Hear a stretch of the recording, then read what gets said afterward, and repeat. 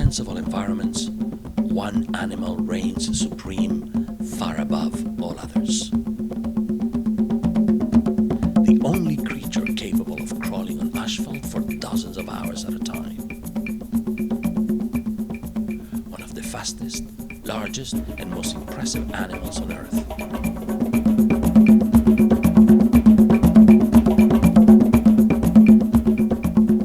The dominant lord of the black tar ocean. The automobile.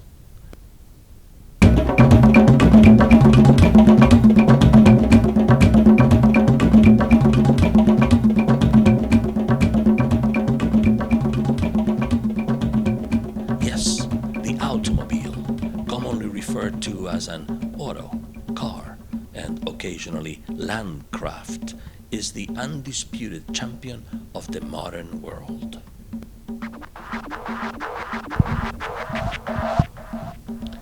All cars are of the prehistoric kingdom Automobilia, which dates back to the year 1893, when the first car was discovered, killed, and put on display by Carl Benz. The Benz engine, it was called. Shortly after, in the Carazoic era, the Benz evolved into two newer forms, the Ford and Mercedes engines. Then, following that, the Chrysler, BMW, Rolls-Royce arose. And since then, the car has evolved so many times that it has become almost impossible to keep count. The Chevy, Buick, Dodge, Beamer, Cadillac. The car tree contains all sorts of strains, from trucks, Hondas, limousines, Beetles, to Jeeps, tanks, buses, and ultra cars. If you ever have trouble identifying a Landcraft's phylum, simply look at the genetic crest found on its anterior end.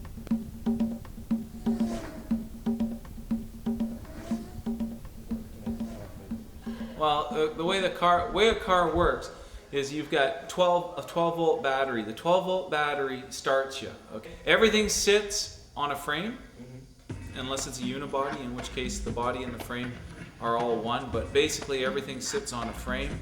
You've got the rear end. If it's they all have rear ends. If it's a rear wheel drive, then you have the differential on the rear end. And on the front, you have the same idea of two gears that spin at different rates because they have to go at different speeds going around corners, or the transmission would mess up. Coming from that, you've got the engine. The engine's tied. It would explode and kill you if it didn't live inside this giant cast iron thing. And if you ever take an exhaust system off an engine and start it up, it is unbelievably loud. It's not loud, it's like unbelievably loud. Master cylinder for the brakes, which supplies all the pressure to the slave cylinders out of the brakes. The amenities. But basically a car is just an engine with some sort of interchange, that's the clutch, and then the driven thing, which is the tranny, and then everything else is frills. An auto starts off its day by waking up in its place of rest, the garage, or happy home as it is scientifically called. An automobile's day typically consists of going for brisk jogs around the block to keep in shape and meeting others of kin, socializing in traffic, keeping up on the latest car gossip and news. They must mingle like this to get the heads up on future migrational patterns or a possible mating partner. Often, if the car is too exhausted to make it back to its happy home on time or just needs a quick break, you can often find them lying dormant in parking lots, regaining energy. Our fastest car without a doubt is a Lamborghini LP640 Murcielago. Top speed on that car is about 214 miles an hour. And it will accelerate from 0 to 100 kilometers an hour in about 3.4 seconds. Well, I don't think of them as being non-environmentally friendly. They don't leak oil. probably the same as most in terms of its greenhouse gases. But we don't have any hybrid cars, if that's what you're asking. Well, in our Honda line, they have more than one hybrid vehicle. And across our model line, our models tend to be the most fuel efficient in the marketplace. And that's just the way Honda builds their engines. Well, the hybrid, typically how they operate is they have a proponent or a portion of the vehicle or engine that shuts down at certain times, or converts to electric power, or convert to an alternate power source. So they use the power when they need it and then charge when you don't. So when you're coasting or stopped at a stoplight or whatever, the vehicle recharges itself. We don't sell these popular cars. We sell most popular cars. So if they weren't quality automobiles, I'd be saying go. Yeah. These are cars that our dreams are made out of.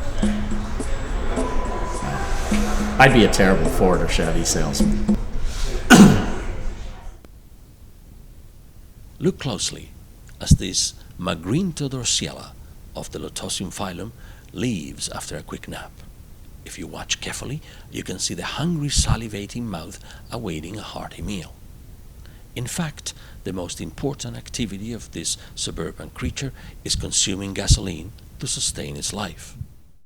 Excluding a few rebel, carnivorous cars that hunt people for meals, automobiles are mostly detritus feeders, meaning they consume dead, ancient organic waste in the form of fossil fuel gasoline. This food is often served by people as a form of symbiosis. In the symbiotic relationship, the human grants the car a means of fuel, and in exchange, the car enables the rather slow walking human to cross great distances without burning any energy. This gasoline used to power the auto is then expelled through the anus in the form of metabolic waste called carbon dioxide. Unfortunately, despite the car's animal's usefulness in moving people, transporting food and entertainment value, the carbon dioxide gas it releases is causing significant damage to the environment. Every year, this gas contributes to the greenhouse effect, which causes a plethora of ecological, climate, and health problems. An estimated 25% of all the globe's pollution is caused by cars.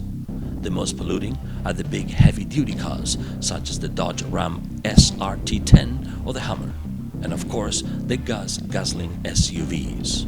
The evolutionary boom of such cars is the result of bountiful gasoline in the latter part of the 20th century.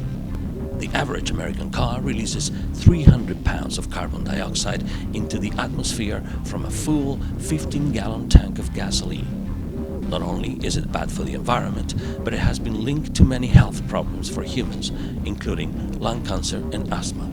The American Lung Association estimates that between 10,000 and 24,000 people die each year as a result of traffic-related air pollution. What can we do about all this? Allow only certain species of cars to live? Humans are known best by their ability to cause extinctions. The top gas-polluting cars are giants. SUVs put 47% more air pollution than the average car. We must kill them. Hybrid cars provide a better alternative to gasoline-only consuming vehicles. They use more renewable and safer forms of energy besides oil. Share symbiosis with 6 other people in a single car, or take the docile street bus. It adores giving people ways of getting around. We must strive toward a better future today to keep the environment healthy for everyone, be it humans or cars. So, take good care of cars and their effects, and they will take good care of you.